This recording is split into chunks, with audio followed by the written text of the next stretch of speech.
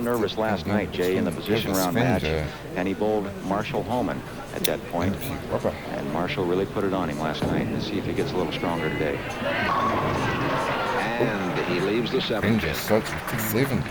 This is the second championship final of this year for Purvis. His high game this week, 257, his fourth career championship round appearance.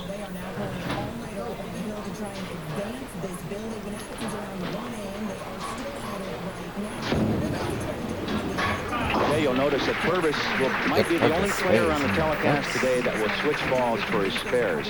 And the reason a player will do that, he'll use a very smooth surface bowling ball that he can keep on line so the ball won't hook. He can keep it directly at the pin. All you have to do is hit it. And the reason I mention this is a friend of mine named Abe Lemons, who's the coach of the Oklahoma City University basketball team. Really a heck of a nice guy. He asked me about that, and I just figured that he knows a lot of basketball, but not a lot of bowling. Here's Weber starting off with a strike.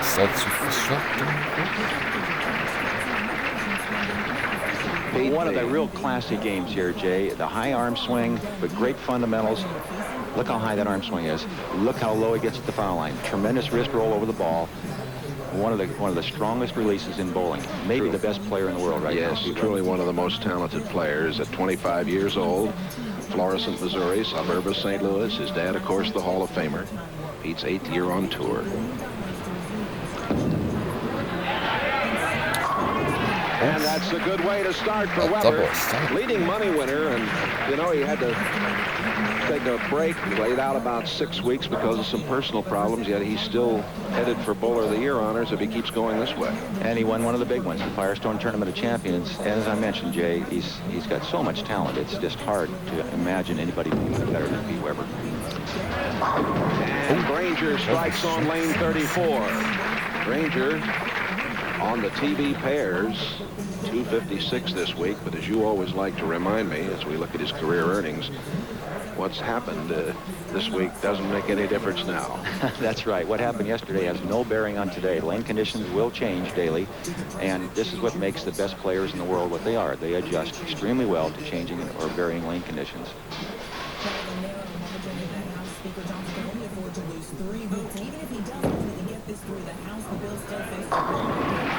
Well, both players looking very good here in the early going.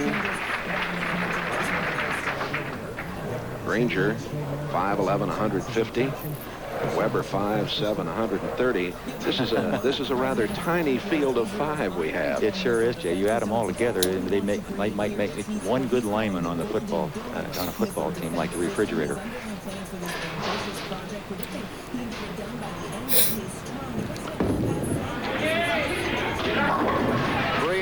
For Weber. Pete was pretty happy with the result of that shot, obviously. They put him back in the lead, but the important thing, the reason he was so happy is he didn't really roll the ball the way he wanted to, and he tugged it a little bit. Now watch the angle the ball goes down the lane. That's inside of the line he was playing on the first 2 balls, and he thought it's not going to get back, but it did, and there's the power of Pete Weber's bowling ball, throwing all the pins on top of that 7 pin. We did not have a 300 game here this week. A 300 game this afternoon would be worth $100,000 from our friends at True Value Hardware. Something has bothered. That's background noise. There's some people moving around back there, and he just wants a little quiet. 44 titles among the finalists here today. Devers with 1, Holman with 20, Albee with 13. Weber has 10, and Granger has none.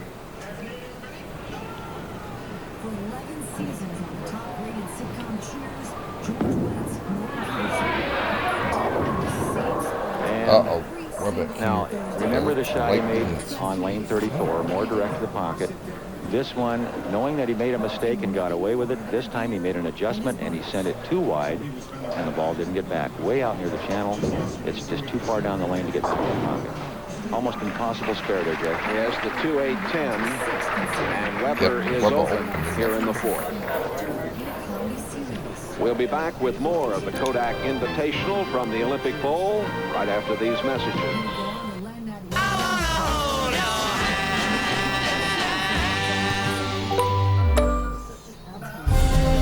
Welcome to Snack Factory. Here, we rethink pretzels. These are the new... Here's Pete Weber bowling in the fifth frame, down 15 pins. Jay, both players, it appears, have lost their concentration a little bit. When Weber was disturbed by some bowling, and we have a split center here, folks. And by that I mean that there is two sides to the center, and there are some people bowling in the background, and the noise was bothering him.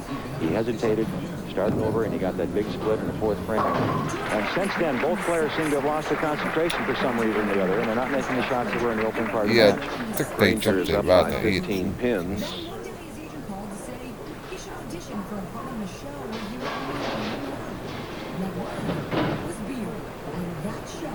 Pete said that he liked being in the number 4 spot because he hasn't done very well from the top spot. He is 1-7 in his career from the top spot. He's won over $164,000 this year. And the 10 pin is standing for him. And he's back in the pocket, but with a little more ball speed. And that's one of Pete's major adjustments in his game. It's very important that he keep the ball on line a long way down the lane because he gets so much hard roll on the back. And as you can see, the ball was late, came in behind the head pin, left the 10. A lot of ball speed to cover the 10 pin. Granger leading by 16. Granger had arthroscopic knee surgery in September and is coming back in fine fashion, wearing a brace on his knee. His family said after George passed away peacefully in his sleep, he was 76 years old, and he was married to the same woman. And 7. Purvis joined the PBA Tour after his 18th birthday, and as a junior bowler, he was Bowler of the Year 80, 81, and 82 down in Lafayette, Louisiana. That's Cajun country down there, and they enjoy their sports.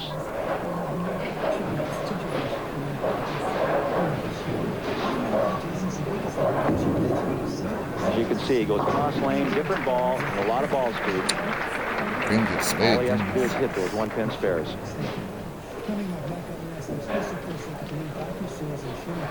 Two distinctly different styles or rolls on the ball here today, Jay, on these two players. Purvis Granger rolls the ball very much end over end and more direct than Pete Weber. Pete Weber likes to get the ball well down the lane and make a turnover very hard on the back. Purvis obviously then has to be more accurate and consistent with his ball speed. Weber can create more area. It's just who gets the breaks on the corner pins more than anything else right now. Ah, that's very smooth there for Purvis Granger. Granger in the lead. More in just a moment. We're going to stay hot for a couple days. Your local weather. Edie Weber on the right there. And she, of course, Pete's beautiful wife. They have 2 children, Nicole and Ashley. And on the left, the familiar visage of the Hall of Famer, Dick Weber. Dick defeated Pete 249 to 235 in their match here this week. I think he was trying to make sure that Pete knew who the boss was in the family.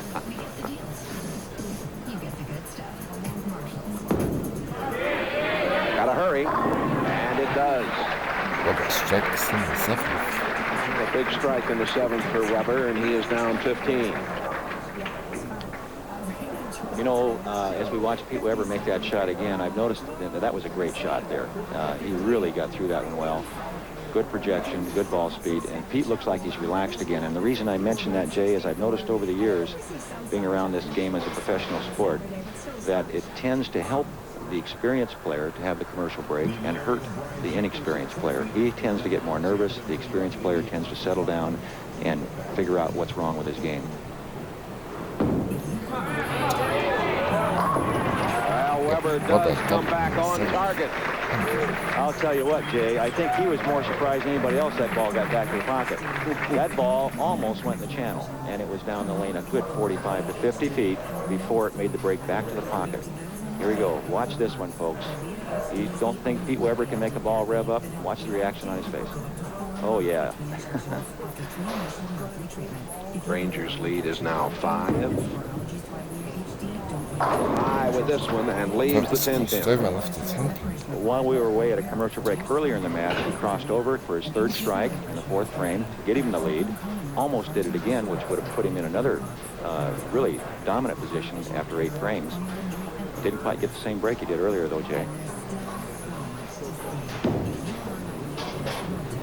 +5 for Granger as we go to the wire in this first match. First prize, $27,000. $14,000 for second, $8,000 for third. And we drop down to $6,500 for fourth and $5,500 for fifth. Granger has a possible best of 237. Weber a possible 242.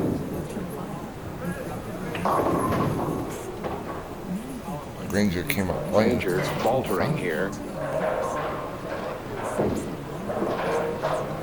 Now, it appeared that something bothered Purvis Granger in that shot, or he just was upset with himself for not getting through the ball properly. The ball just didn't react at all for him. Now, as you see again, he switches balls for the spare. He's going to throw it hard and straight. Going for the 2-4-5. All right. Spin. Frank. Again, you see Purvis Granger's ball covering the difficult spare, one of the toughest for the pros, especially since they use the urethane ball so much now and the ball tends to hook so much. It's really more difficult to make the spares, and takes a lot of ball speed and good control. Pete Weber with a chance to take the lead through 9 frames. Won the Firestone Tournament of Champions. Doesn't like that. That was high. Leaves the free pin.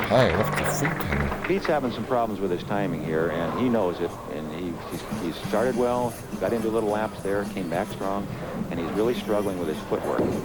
Just doesn't seem to be able to get to the foul line where he's comfortable, and that's why he's pulling the ball every once in a while. Finds himself down by 3.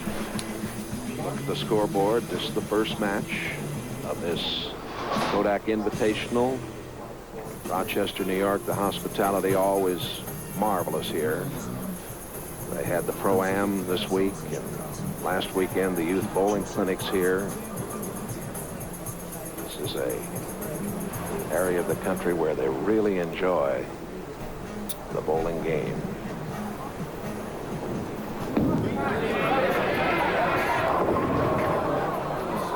And he leaves the 2. Pete, as I mentioned, has lost a little bit of that timing touch. Now that ball, he did just the opposite. You can see the rotation on the ball. It's very much from right to left. In other words, he got around the ball too much with his wrist, got too much side rotation. The more side rotation the ball has, the longer it skids before it grips the lane.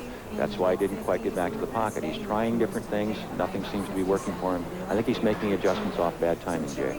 He will become the 4th all-time money winner, passing Mike Durbin today, no matter what position he finishes in here. That's got to hurt. No, it didn't get there, and he's a little disgusted with himself. And that was really a major mistake for him. He looked like he just kind of gave up on that shot, and he put Purvis Granger in a position where he really doesn't even need a strong mark here. He has to make, obviously, a mark, a spare or a strike to win the match, but he doesn't need a good pin count. If Pete had struck on his count ball and shot 210, Purvis Granger would have had to pay a lot more attention. Well, the total is 205 for Weber. Granger needing the mark for victory. That's trouble. He is high again. That's the 3rd time. He leaves the 5-pin. 3rd time, all in the same lane, and it looks like he's kind of setting the ball short, steering it, trying to be too careful with it, Jay. And Purvis has, as I mentioned again, doesn't have a lot of experience on television, as opposed to Pete Weber. But he was very fortunate that Pete opened the door for him in the 10th frame. He was one of the top rookies on tour last year.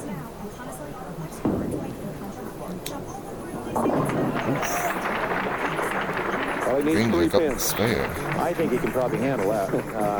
Purvis, they call him Never Nervous Purvis or something. I think you mentioned that. That's right. That's his nickname.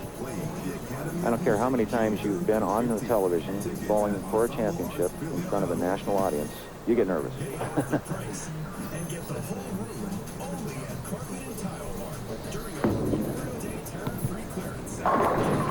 Granger is the winner of this first match with a score of 210. Pete Weber at 205 going down. Granger will